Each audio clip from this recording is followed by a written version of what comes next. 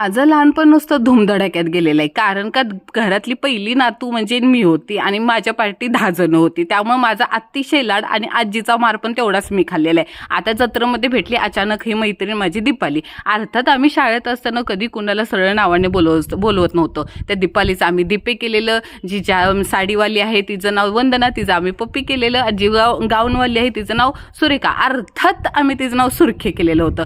आता बोला नीलम, अगं तुझं नाव काय? अगं माझं तर 2-4 नावं पडलेली. नीलमचं निलमे काय, निर्मा साबण काय, नील्या काय, आणि जी माझ्या पाठी उभी आहे ना तिचं पण नाव नीलम, म्हणून आम्ही दोघी पण निलमे होतं. आणि वर्गात मी सगळ्यात उंच असल्यामुळं माझं नाव लंबू पण पाडलेलं होतं पोरीने. कसं ना आपल्या मुलींचं आयुष्य, लग्ना अगोदरचीच मैत्री, लग्न झाल्यानंतर सगळ्या मैत्रिणी सुटतात. त्या पण आपल्या मुलींच्या मोजक्याच मैत्रिणी असतात, हाताच्या बोटावर मोजण्या एवढ्या 3-4. पण ते पण अचानक भेटल्यानंतर किती ना मन भरून येतं. सगळ्या जुन्या आठवणी ताज्या होतात.